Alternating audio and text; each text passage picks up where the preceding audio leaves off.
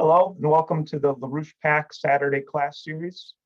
My name is Benjamin Deniston. I'm hosting today. I'm joined by Tony Papert, longtime collaborator of the late statesman and political leader Lyndon LaRouche. We are in the middle of a series of classes on the subject of culture. And if you've seen the first classes, or as you'll see more in the discussion tonight with Tony, this is an indispensable aspect of the so-called political fight. When you take the broader perspective and look at the need to elevate the intellectual, spiritual, moral capabilities of mankind to move us into the kind of future we want to create. You know, I think that's when people think about politics, they think about, especially a democratic Republican type system as outlined in our Constitution and our nation. It's our responsibility to self-govern, to direct our future. But unfortunately, the true depth of what that means often is pretty much absent from the political discussion today. You really have to know what is the human species, human society, human creativity that you're trying to foster and develop. Those are the real questions outside of, who's going to get elected, who's not, who's, supporting what bills and what particular laws and policies we need to get changed. Those are all absolutely important. Many of those aspects are critical. Many of those define battles we have to win. But at the same time, if we're not creating a culture, a society that understands what it means to be human and understands how to evolve itself in a truthful way, in a way coherent with the laws of the universe, then you're not creating a real sustainable future. So those are the issues that we take up here at LaRouchePAC. And I don't want to say any more. I want to give it over to Tony so he can take us into the discussion tonight, which should be a lot of fun. So go ahead, Tony. Thank you. Great. Thanks a lot, Ben. Tonight, I want to let Edgar Allan Poe speak as a tireless fighter against the ruling class, against the oligarchy. Like President Trump, he never gave up.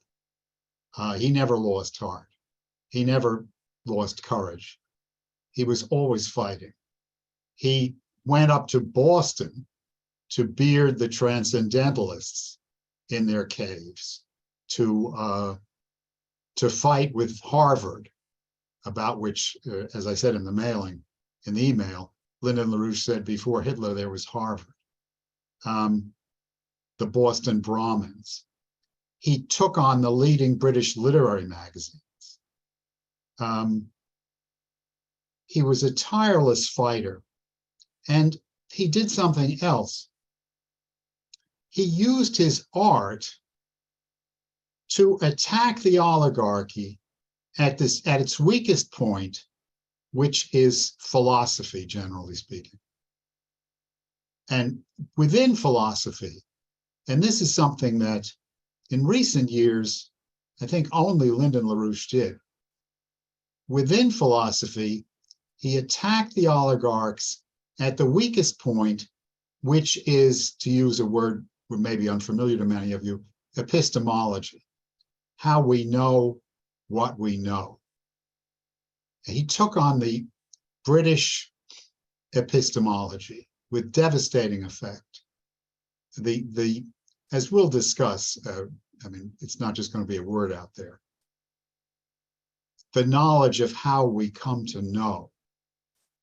And in doing this, he was not only a predecessor of Lyndon LaRouche, but in the tradition of Plato and Socrates, and especially the Socrates of the dialogue called Theaetetus. And the hero, in effect, of that dialogue, Theaetetus himself, who was a fierce warrior in defense of his country, and who actually is dying of his wounds as the dialogue opens, and Socrates reflects back on his experience with the young Theaetetus. But the subject is, as it was for Lyndon LaRouche, the subject is philosophy, epistemology, how we come to know what we know. And I'm sure before I get very far, you'll know pretty much what that's all about. Now, in order to teach Americans, Poe invented the detective story. There were no detective stories before he wrote. And when people read these, they frequently forget what they read. They say, the story is about a stolen letter, or the story is about the mysterious murder of two women in their apartment. And in one sense it is, but in another sense it's not. They're perhaps glancing over what to Poe were the deepest and most interesting parts of these stories, if you want to call them stories. Take the Purloined Letter, which is one of his pioneer detective stories, which Mike Steger referenced last Monday. Now, in introducing that story, Poe introduces the boy who always beat all the other boys, all the other students, at the game of odds and evens, where you're holding objects in your closed fist, and the other guy has to guess whether you're holding one object or two without seeing them. So the one boy always defeated all the others at odds and evens. How did he do it? He did it by grasping the level of mentality, the level of thought of his opponent. What he said was, according to Poe, when I wish to find out how wise or how stupid or how good or how wicked anyone is, or what are his thoughts at the moment, I fashion the expression of my face as accurately as possible in accordance with the expression of his face, and then wait to see what thoughts or sentiments arise in my mind or heart, as if to match or correspond with the expression I just made, imitating him. That's very interesting.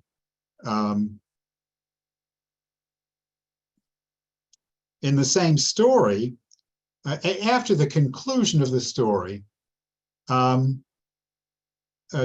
detective, who's called Dupin, D-U-P-I-N, discusses with the narrator, who's unnamed first-person narrator, the personality of the minister who stole the letter in question, the Purloined Letter.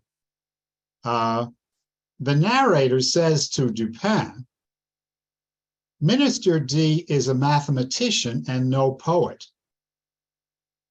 This Dupin has demonstrated in the course of the story, and those of you who know this, he's demonstrated extraordinary sagacity, acumen, as Poe calls it, at least in comparison with most people. So the narrator says, this Minister D is a mathematician and no poet, to which Dupin says, you're mistaken. I know him well. He is both. As a poet and mathematician, he would reason well. As a mere mathematician, he could not have reasoned at all. So that's from as I say, the Purloined Letter. Now, another of those pioneering detective stories was The Murders in the Rue Morgue. And again, people who have read it remember the murders. They remember the really unique and apparently astounding solution to the murders, which Dupin reaches within a few hours, it seems, from learning the facts. or certainly within one day. But they may not remember other things. How does the story actually begin? The story, The Murders in the Rue Morgue, begins with the following words.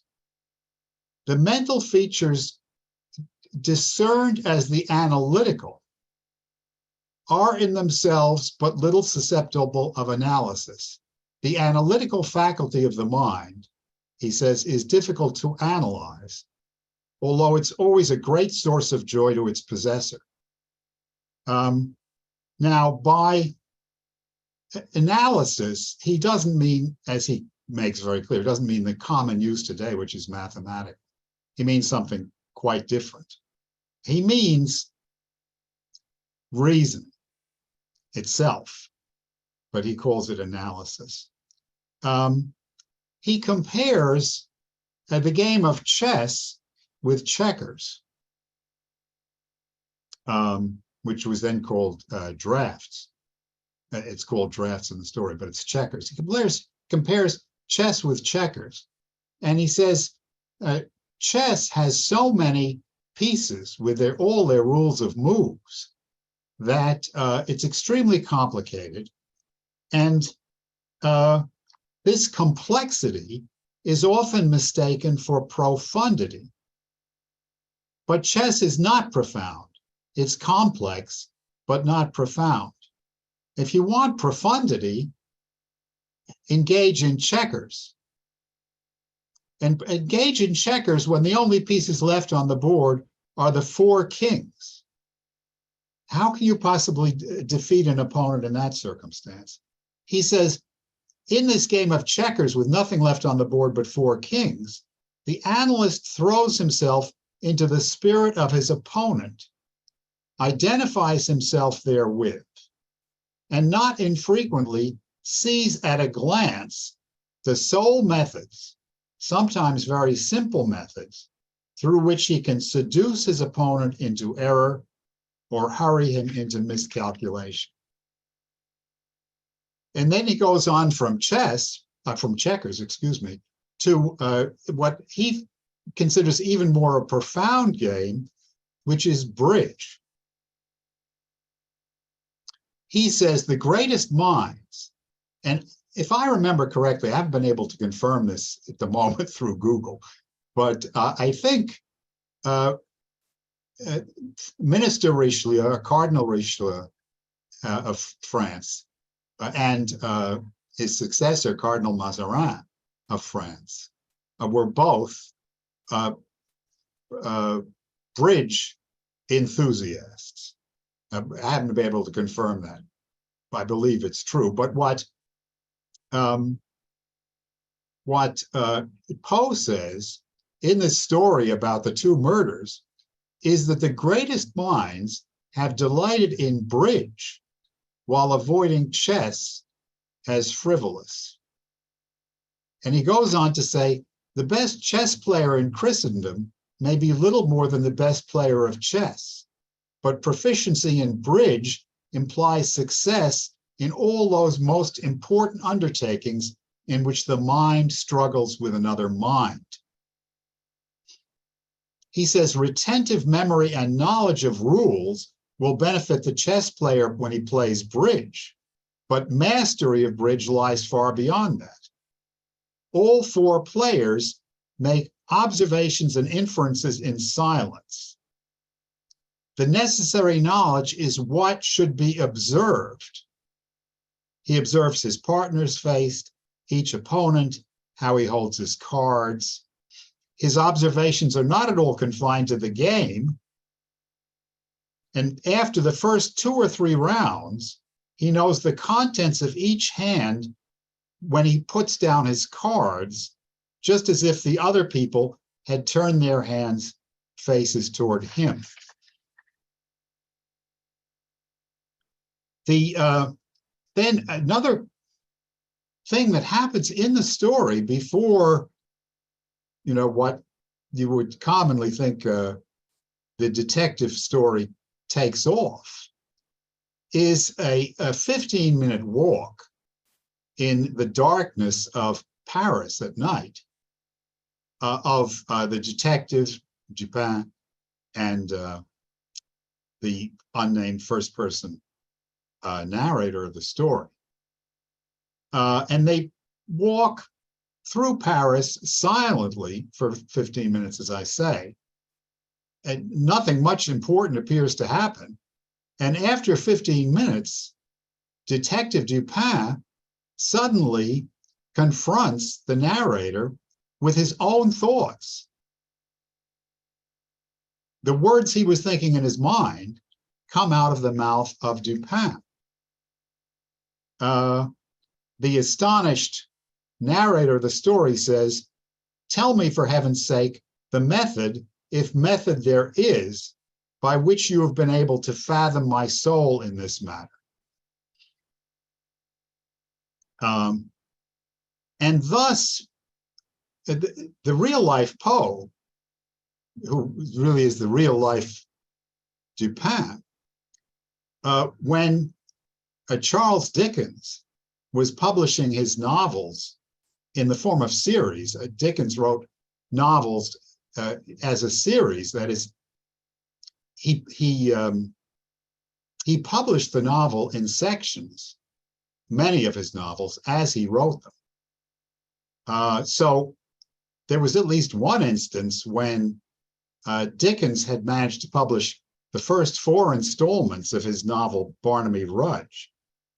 And Poe, in a critique of the first 4 installments, detailed how the novel would continue and how it would end, going through the inconvenient characters which really didn't belong in the plot and would have to be eliminated along the way, and other such things. It's just the same way.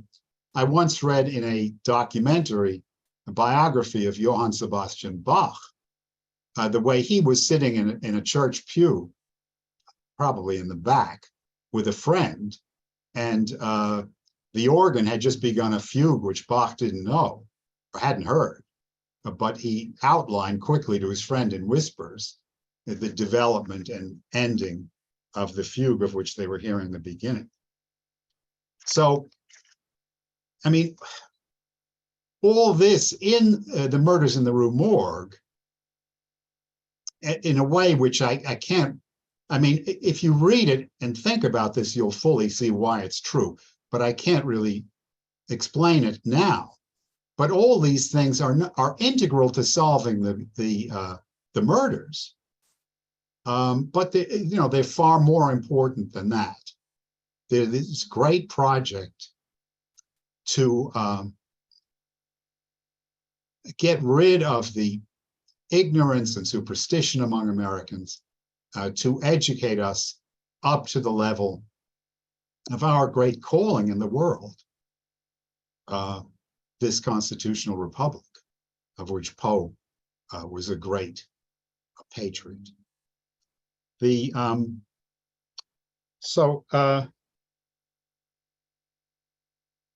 Now, I mean, to just try and carry this a bit further before going on, the great, this is, many of you, this may seem ridiculous, and it's the reason it seems ridiculous is because it is ridiculous, but a great problem of British 20th century philosophy, for instance, Bertrand Russell, was the question of the reality of other minds.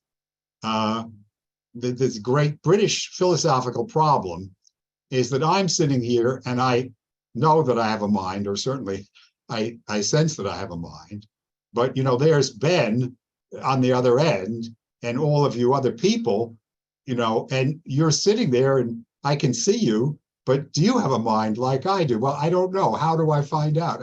How do you learn this? How do you determine it? So this is a great British philosophical problem called the existence of other minds. The reality, as you know, is that to survive as an infant, you have to, from a very early point, not merely know that other minds exist, but you have to know what they're thinking and what they're thinking about you, and in their love for you, what they think you need, and what they think you deserve and want, all kinds of things. You don't have to just know abstractly that there's another mind, but you have to know an awful lot about that mind if you're going to survive. And of course, this, it's not merely an individual person, it's a social situation, family, society, and so on and so forth. So the terribly naive view of science, which is held up by British empiricism, which was Poe's great target, that science involves the direct relationship of an individual with objects out there like, a stone, a falling body, Mars. This is complete fantasy, that objects are real to us only as social objects, and our sense and knowledge of so-called objects involves the other people's and societies' relationship with those objects,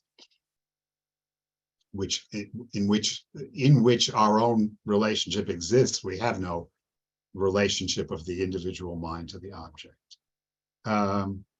As I say, the first, or to say it another way, the first scientific hypothesis is the hypothesis of another mind. And this is why Kepler, in his astronomy, referred to the mind of the sun, because it was the mind of the sun, the will of the sun, the intention of the sun, which was the object of his study, or a principal object of his study. Now, this gets us into areas which touch on, the top of the news at the moment, which is AI, so-called artificial intelligence, which doesn't exist. A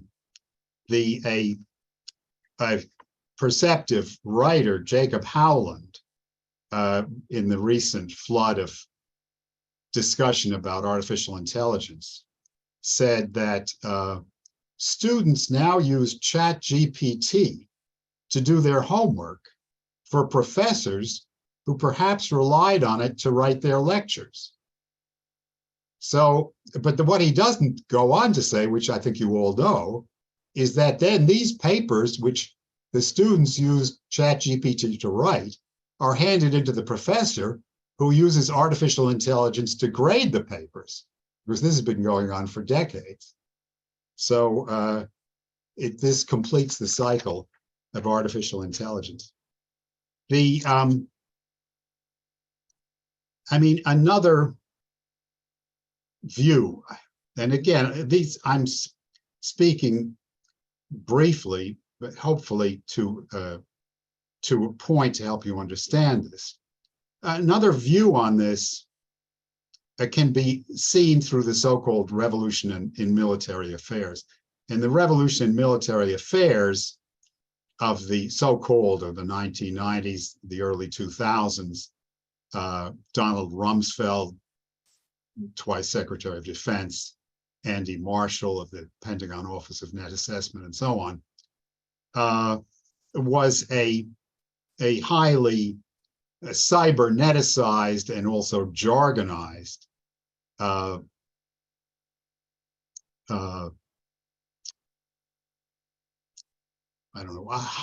jargonized mass of doctrines, many of them pretty much incomprehensible, which were supposed to revolutionize warfare, hence, revolution in military affairs. By and by large, it came to a bad end. Part of the story is the story of General Paul K. Van Riper. Van Riper is a retired Marine, a three-star general, who was called in from retirement in 2001 to lead the Red Team, which is the enemy forces, in a 2002 Pentagon war game called Millennial Challenge. And Millennial Challenge was very obviously in retrospect, but to many people at the time, was a rehearsal for George W. Bush's second Gulf War invasion of Iraq, which came to such disastrous a conclusion and was based on nothing but really lies and illusions. So as part of the revolutionary military affairs, the blue forces, which were the US forces, were using something called operational net assessment, a heavily computerized picture of the overall strength of the two sides as, quote, systems of systems. They were using systems warfare to take down and take apart the enemy systems. All these are quotes from the people who set up the exercise. They were using effects-based operations. People who are around then remember how effects-based operations were lauded for their success in the Gulf War against, an opponent who was really a semi-powerless third world country, which had been collapsed by years of sanctions. The forces of the blue forces used what was called a common relevant combat picture, if I have it right, which united them all through networked computers in a common view of the battlefield and so on and so forth. So that was what the blue forces were doing under the Revolution in Military Affairs. Van Riper, who was leading the red forces, rejected all of this stuff. He thought all of it made no sense. And as a commander himself, he was a very much decorated commander in Vietnam. He always rejected, all the McNamara systems, which was forced on him. So, as the exercise, it was both done on computer. Real missiles were launched at bases at various parts of the U.S. It was extremely expensive and far-going wargram. It wasn't limited per se only to a desk exercise. Included real weapons and so forth. So at the opening of the exercise or the war game, blue team bombed the microwave towers of Van Riper, and cut his fiber optics lines so that he would be forced to communicate through satellites and cell phones, and they could tap all his communications and find out everything he was doing.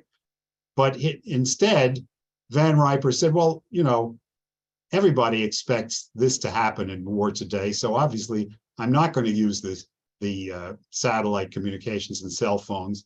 And after the exercise, the people asked him, well, how the hell did you communicate? He used motorcycle couriers, and then, the call to prayer, because red team was an Islamic country. In the call to prayer, the muezzin speaks through loudspeakers to the faithful. So orders were inserted in the calls to prayer. This is the way he communicated. After the exercise, he was asked, well, how did you get your planes to take off without radio communication? He said, well, we look back to World War II. We used light signals. So the blue gave red a surrender ultimatum. I don't know how long. They told him surrender or else. At which point, Van Riper had already sent flotillas of small boats into the Gulf. That is, in theory, in the exercise. The small boats, which had located all the main US ships in the Gulf, bombarded them with an hour-long cruise missile attack and sunk 16 ships. Had it been a real war instead of an exercise, the 20,000 American sailors, Marines, and infantry would be dead. Van Riper said, well, Blue Team had advertised that they were going with a strategy of preemption. So I thought we should strike first. So, I mean, in my view, that indicates some of the ramifications of the questions that Poe is discussing by means of these detective stories.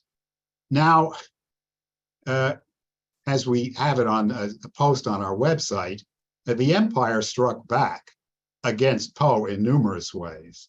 We've written a lot about this. It's too much to go through all of it right now.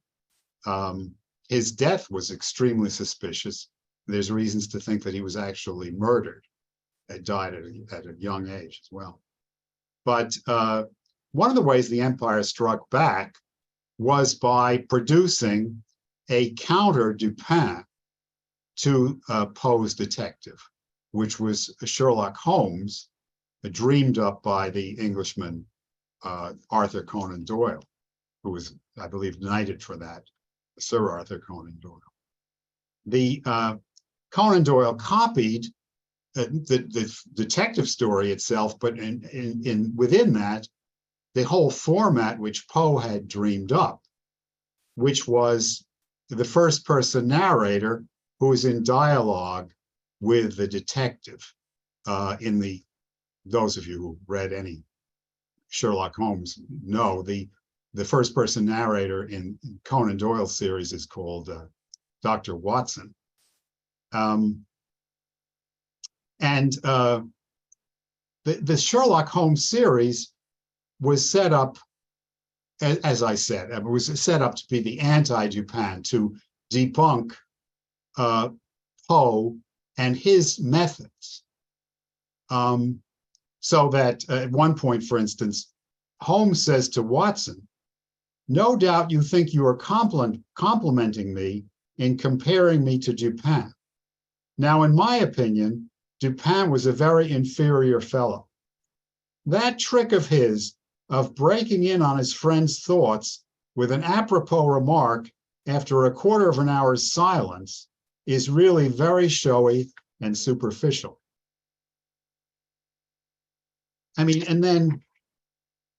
Another actually dialogue between the two of them is very revealing. Roughly, Watson said to Holmes, "My dear doctor, my dear Sherlock," whatever he called him, "my dear Holmes," I don't know. "My dear Holmes, surely you know that the earth revolves around the sun." And Holmes says, I know nothing of the sort. And now that you've told me, I'm going to do my best to forget it as quickly as possible. Watson says, "Why?" He says, "Well, the brain only has so much cubic capacity. You fill it up, you gradually fill it up until it's full. And if I remembered that the earth revolves around the sun, I'd have to forget some of the things which are necessary to me in my work." And he says, "In my work, it makes not a whit of difference whether the earth revolves around the sun or around the moon." And then, that's true. But then remember, the whole method is deduction, which is just insane. You can't solve anything that way in real life because the universe is creative. New things are coming constantly forward. Deduction means that you know all possible alternatives and you can eliminate, whatever, unlikely ones or whatever, and deduce. And this is continually what Holmes did, which, it's fine. If you believe that stuff, it's fine in a story, but in real life, it doesn't work at all. And you wind up with 16 ships at the bottom of the Persian Gulf. There's another thing I really should refer to because it fits right here, which is the third great detective story of Edgar Allan Poe was The Mystery of Marie Roget. Now, this has such, considerations of epistemology as the others do. I haven't cited them here. But the most remarkable thing about Marie Roget is that what had happened was a young girl, a young adolescent girl, I don't know, maybe 18, 17, something like that, was murdered in New York. And her name was Mary Rogers. And the newspapers, and if you read these Poe stories, you always see how the newspapers cover things, which is very interesting because he's in the middle of political battles. The newspapers in New York battled it out over who had killed Mary Rogers, what were the circumstances, and so on. So Poe analyzed it in that way he says it, right? He analyzed, like a bridge player, the whole Mary Rogers situation. He solved the mystery. He transported the whole thing to Paris, renamed Mary Rogers Marie Roget, and solved the mystery which had occurred on the Hudson, I believe, instead on the Seine River in Paris. So, I mean, this is not just theory. That's what Mary Rogers means and what Mary Rogers proves. This is effective in real life. This is reality as against the empiricist method of British philosophy and the deductions of Sherlock Holmes. I mean, the other thing I would note, just because it's also germane here, is that Poe was a pioneer in cryptography. This, back in the 1830s and 40s. That is decoding of codes, of ciphers. So he wrote how you decode ciphers, what the theory is, and so forth, very much ahead of his time. But he had, he was editing, among other things, daily newspapers in New York at times. He challenged his readers, send me anything in code, I'll decrypt it and publish it in the newspaper. And he did. And of course, he said how he had done it. So I mean, that at least introduces the subject that I've come to talk about. And we're going to conclude at the end with a section of a short section, given the length of the work, of Poe's prose poem called Eureka, which will carry forward perhaps the hints which I've dropped on these subjects for a fuller development, which Poe, had made. But before going to that, I just wanted to take up another work of Poe, read it with you. It's short, and it's for two reasons. One is just what we said in the email. Fighting the oligarchy, fighting the British Empire, fighting the ruling class is a lot of fun. And Poe had a lot of fun doing it. And we do too. And you should too. And for that, I'd like to read with you a short work of Poe, but very typical. I mean, Poe, the other reason, forgive me, I'm forgetting. The other reason for doing it is for those of you who think of the gloomy Poe, the sick Poe, the haunted Poe, the terrified Poe, all these crazy things. Vincent Price popularized years ago on late night television, and others. Rufus Griswold, who was one of Poe's greatest enemies, but who wangled his way into being Poe's literary executor, believe it or not. So he slandered Poe while Poe lived and slandered him after he died and edited his own works for publication so as to slander the author. So, and again, to show him as a drunk, drug addict, crazy, you name it, a gloomy, morbid person. None of these things are true. So let's read Lionizing, and Ben will put it up there. Lionizing begins with a epigram in verse from Bishop Hall's Satires. All people went upon their 10 toes in wild wonderment. And then he begins, I am, that is to say, I was a great man, but I am neither the author of Junius nor the man in the mask. For my name, I believe, is Robert Jones, and I was born somewhere in the city of Fumfudge. The first action of my life was the taking hold of my nose with both hands. My mother saw this and called me a genius. My father wept for joy and presented me with a treatise on nosology. This I mastered before I was breeched. I now began to feel my way in the science, and soon came to understand that provided a man had a nose sufficiently conspicuous, he might, by merely following it, arrive at a lionship. But my attention was not confined to theories alone. Every morning I gave my proboscis a couple of pulls and swallowed a half dozen of drams. When I came of age, my father asked me one day if I would step with him into his study. My son, said he, when we were seated, what is the chief end of your existence? My father, I answered, it is the study of nosology.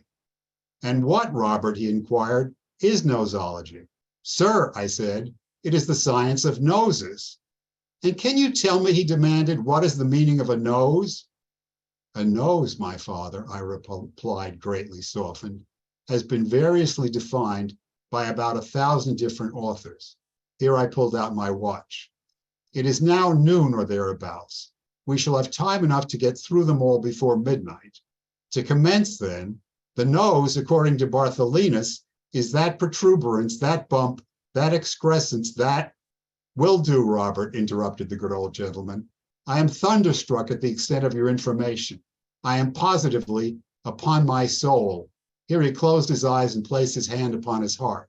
Come here. Here he took me by the arm. Your education may now be considered as finished. It is high time you should scuffle for yourself. And you cannot do a better thing than merely follow your nose. So, here he kicked me downstairs and out of the door. So get out of my house and God bless you. As I felt within me the divine afflatus, I considered this accident rather fortunate than otherwise. I resolved to be guided by the paternal advice.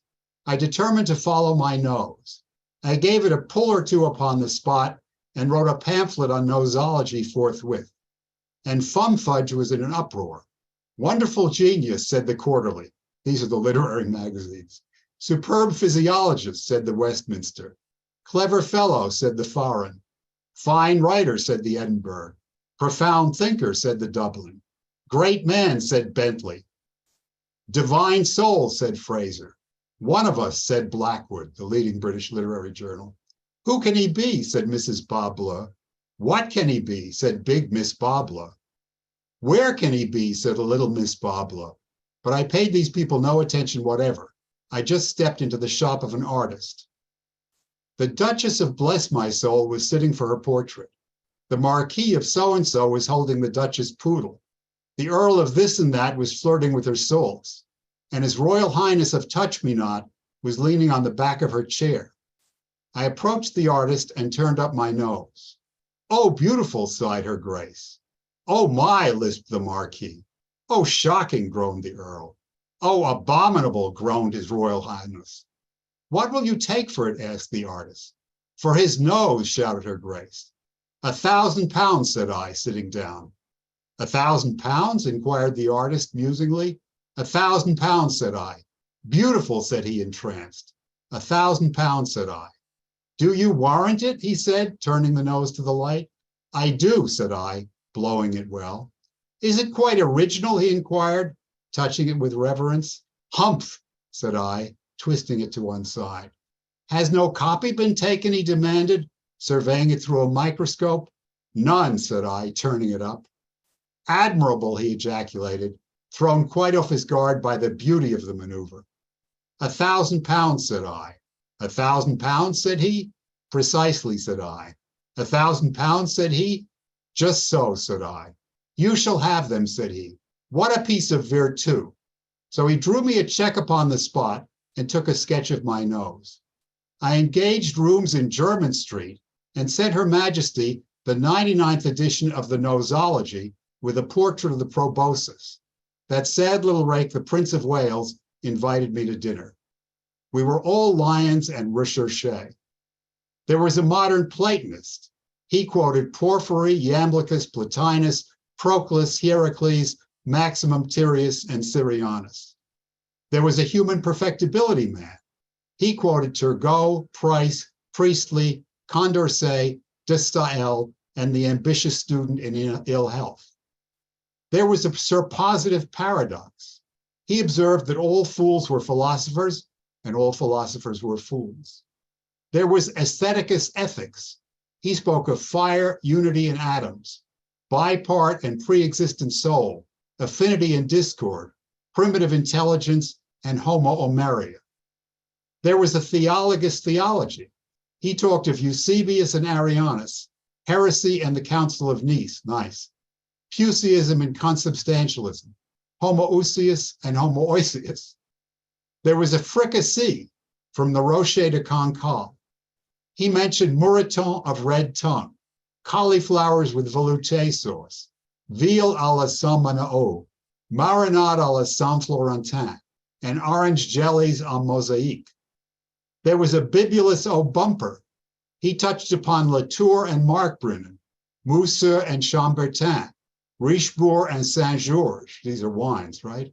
Upon Aubryon, Léonville, and Médoc, upon Barrac and Prégnac, upon Grave, upon Sauternes, upon Lafitte, upon Saint-Péret. He shook his head at Claude de Vougeot and told with his eyes shut the difference between sherry and Amontillado. There was a senior Tintontino from Florence. He discoursed of Cimabue, Arpino, Carpaccio, and Agostino, painters, of the gloom of Caravaggio, of the amenity of Albano, of the colors of Titian, of the frowns of Rubens, of the waggeries of Jan Steen. There was the president of the Fumfudge University. He was of the opinion that the moon was called Bendis in Thrace, Bubastis in Egypt, Dian in Rome, and Artemis in Greece. There was a Grand Turk from Istanbul. He could not help thinking that the angels were horses, cocks, and bulls, that somebody in the sixth heaven had 70,000 heads, and that the earth was supported by a sky blue cow with an incalculable number of green horns. There was Delphinus Polyglot. He told us what had become of the 83 lost tragedies of Aeschylus, of the 54 orations of Isaeus, of the 391 speeches of Lysias, of the 180 treatises of Theophrastus, of the 8th book of the conic sections of Apollonius, of Pindar's hymns and dithyrambs, and of the 45 tragedies of Homo Junior. There was Ferdinand Fitzfossilis Feldspar. He informed us all about internal fires and tertiary formations, about aeriforms, fluidiforms, and solidiforms, about quartz and marl, about schist and schorl, about gypsum and trap, about talc and calc, about blende and hornblende, about mica slate and pudding stone, about syenite and lepidolite, about hematite and tremolite, about antimony and chalcedony, about manganese and whatever you please. There was myself. I spoke of myself, of myself, of myself, of nosology, of my pamphlet, and of myself. I turned up my nose and I spoke of myself. Marvelous clever man, said the prince. Superb, said his guests. And the next morning, her grace of bless my soul paid me a visit. Will you go to Almack's, pretty creature, she said, tapping me under the chin. Upon honor, said I. Nose and all, she asked. As I live, I replied. Here then is a card, my life. Shall I say you will be there? Dear Duchess, with all my heart. Sure, no, but with all your nose? Every bit of it, my love, said I. So I gave it a twist or two and found myself at Almack's, fashionable hotel. The rooms were crowded to suffocation. "He is coming," said somebody on the staircase. "He is coming," said somebody further up. "He is coming," said somebody farther still. "He is come," exclaimed the Duchess. "He is come, the little love." And seizing me firmly by both hands, she kissed me thrice upon the nose. A marked sensation immediately ensued. "Diavolo!" cried Count Capricornuti. "Dios guarda!" muttered Don Stiletto. "Mille tonnerres!" ejaculated the Prince de Grigny. "Tausend Teufel!" growled the Elector of Badenhof. It was not to be borne. I grew angry. I turned short upon Bludenov. "Sir," I said to him, "you are a baboon." "Sir," he replied after a pause, "Donner und Blitzen." That was all that could be desired. We exchanged cards. This was a challenge to a duel, an acceptance of the challenge. That's the exchange of cards. We exchanged cards. At Chalk Farm the next morning, I shot off his nose and then called upon my friends. "Bet," said the first. "Fool," said the second. "Dolt," said the third. "Ass," said the fourth. "Ninny," said the fifth. "Noodle," said the sixth. "Be off," said the seventh. After all this, I felt mortified, and so I called upon my father. "Father," I asked, "what is the chief end of my existence?" "My son," he replied, "it is still the study of nosology. But in hitting the Elector upon the nose, you have overshot your mark. You have a fine nose, it is true, but then Bludenov has none. You are damned, and he has become the hero of the day. I grant you that in Fumfudge, the greatness of a lion is in proportion to the size of his proboscis. But good heavens, there's no competing with a lion who has no proboscis at all." The end.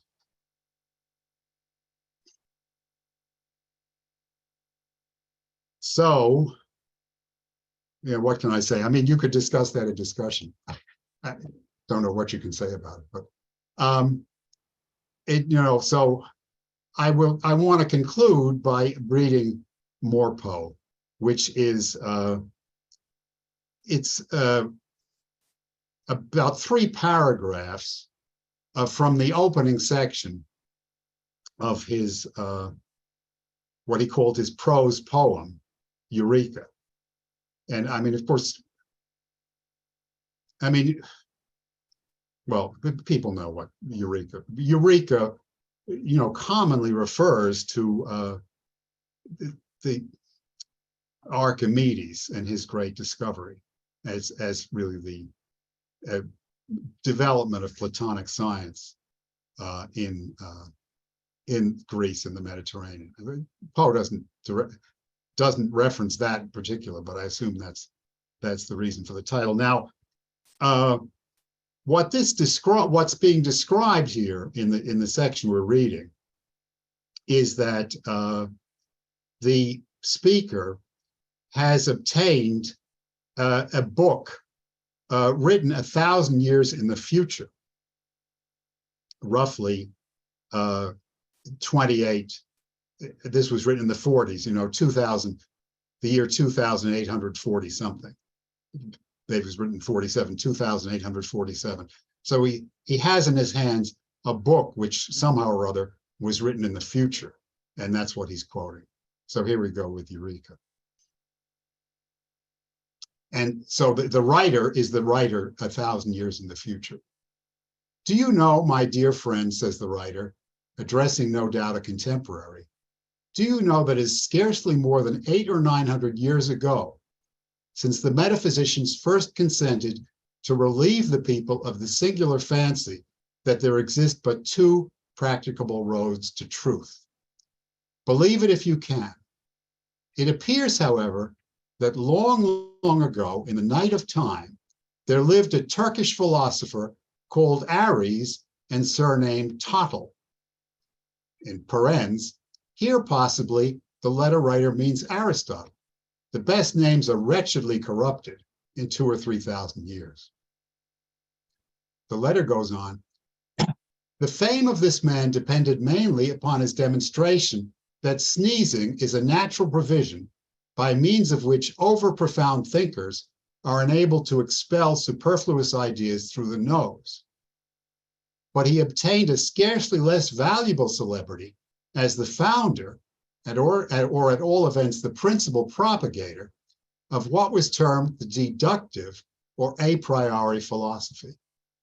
He started with what he maintained to be axioms or self-evident truths, and the now well understood fact that no truths are self-evident really does not make in the slightest degree against his speculations. It was sufficient for his purpose that the truths in question were evident at all. From axioms, he proceeded logically to results.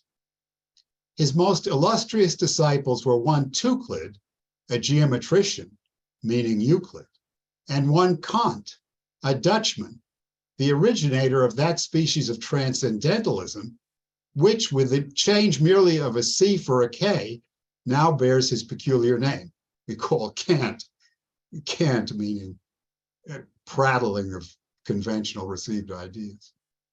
Well, Aristotle flourished supreme until the advent of one Hogg, surnamed the Ettrick Shepherd, who preached an entirely different system, which he called the a posteriori or inductive.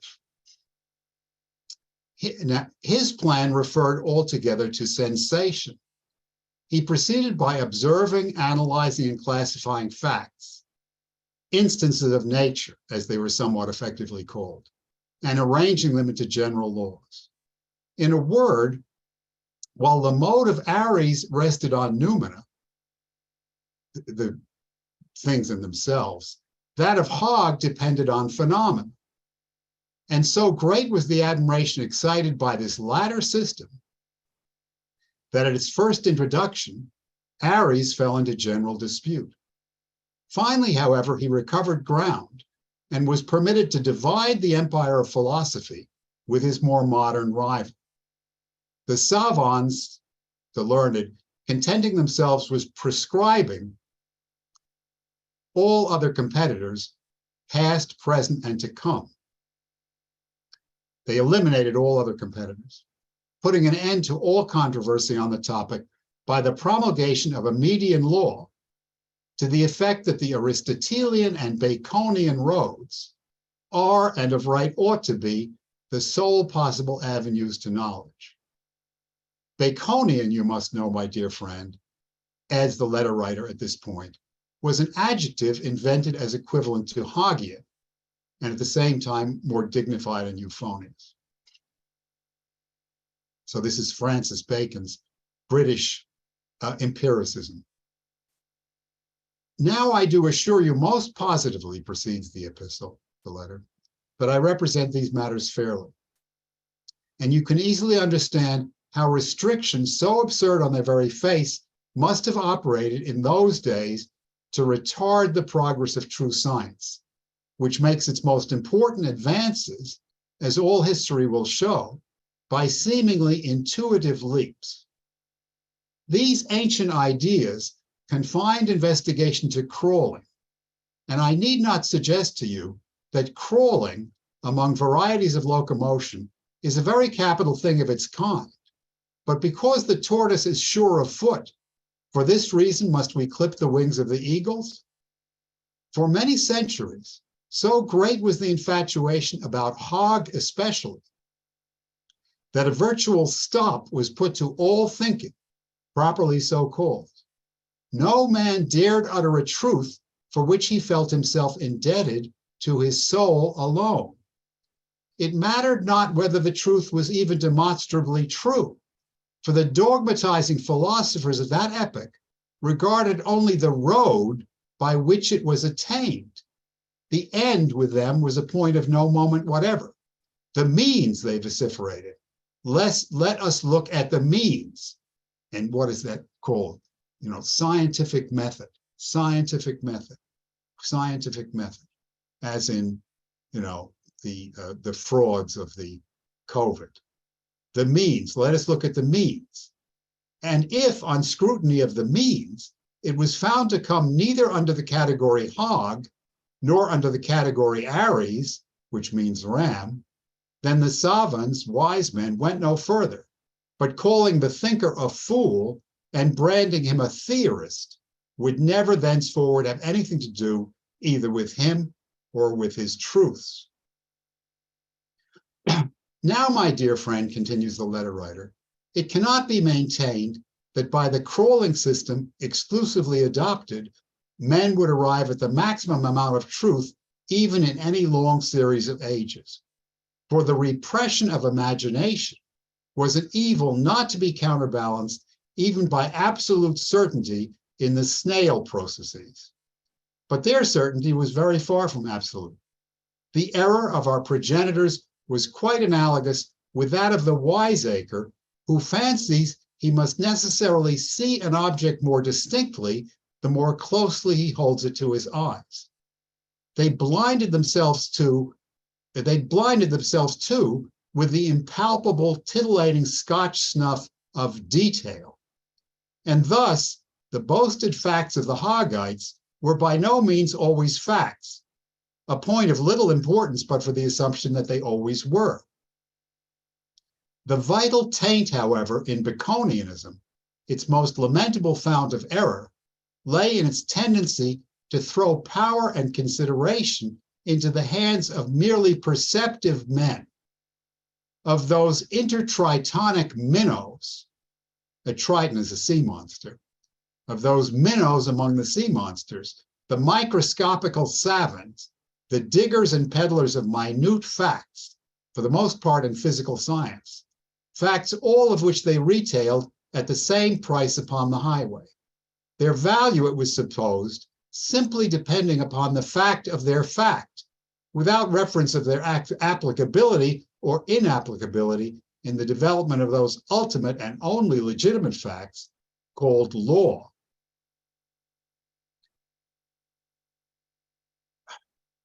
Then the persons thus suddenly elevated by Hoggism philosophy into a station for which they were unfitted, transferred from sculleries into the parlors of science, from its pantries into its pulpits, then these individuals, no more intolerant set of bigots and tyrants, never existed. Their creed, their text, and their sermon were alike the one word fact. But for the most part, even of this one word, they knew not even the meaning. On those who ventured to disturb their facts with a view of putting them in order and to use, the disciples of Hogg had no mercy whatever. All attempts at generalization were met at once by the words theoretical, theory, theorist. All thought, to be brief, was very properly resented as a personal affront to themselves.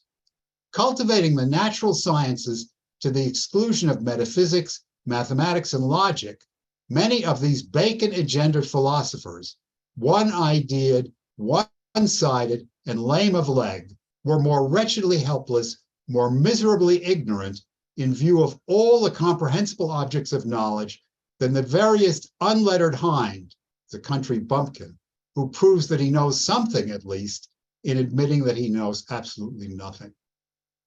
Nor had our forefathers any better right to talk about certainty when pursuing in blind confidence the a priori path of axioms or of the ram.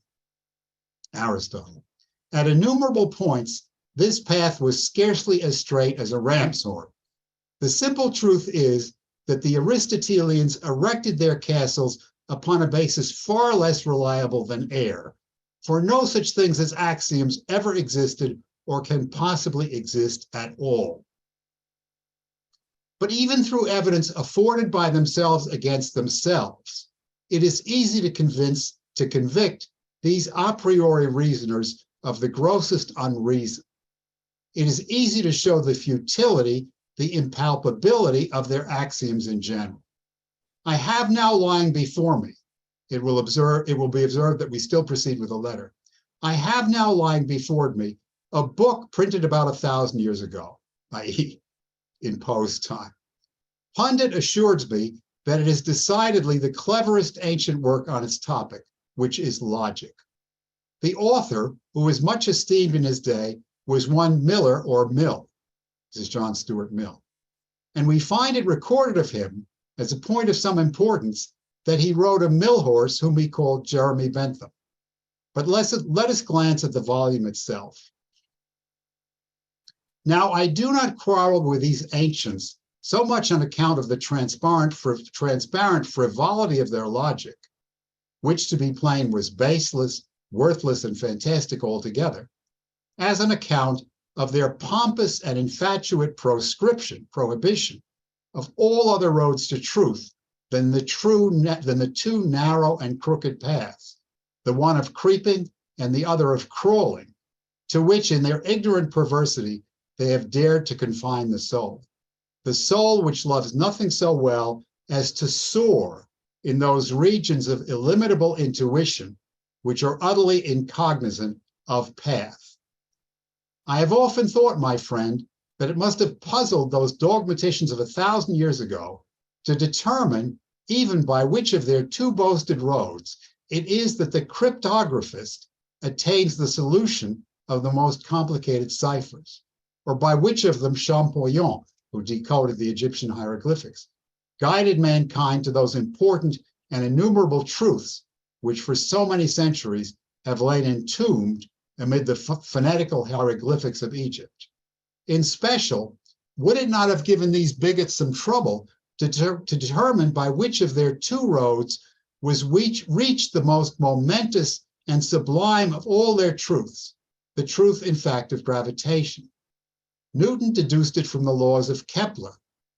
Kepler admitted that these laws he guessed, these laws whose investigation disclosed to the greatest of British astronomers that principle, the basis of all existing physical principle, in going behind which we enter at once the nebulous kingdom of metaphysics. Yes, these vital laws Kepler guessed, that is to say, he imagined them. Had he been asked to point out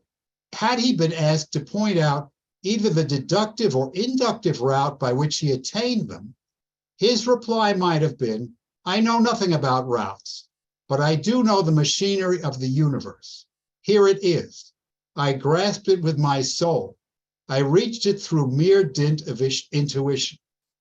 Alas, poor ignorant old man, could not any metaphysician have told him that what he called intuition was but the conviction resulting from deductions or inductions of which the processes were so shadowy as to have escaped his consciousness, eluded his reason, or bidden defiance to his capacity of expression? How great a pity it is that some moral philosopher, so-called, had not enlightened him about all this.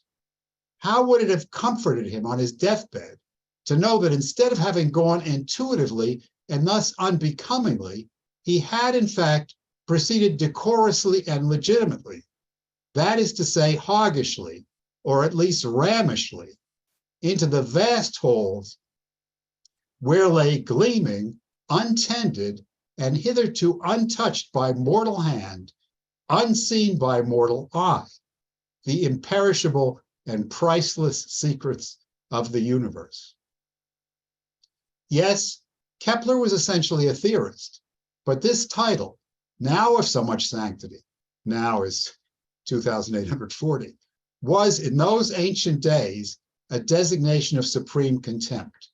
It is only now that men begin to appreciate that divine old man, to sympathize with the prophetic and poetical rhapsody of his ever memorable words. For my part, continues the unknown correspondent, I glow with a sacred fire when I even think of them, and I feel I shall never grow weary of their repetition. In concluding this letter, let me have the pleasure of transcribing them once again. This is Kepler. I care not whether my work be read now or by posterity. I can afford to wait a century for readers when God himself has waited 6,000 years for an observer. I triumph. I have stolen the golden secret of the Egyptians. I will indulge my sacred fury. That's it. Thanks.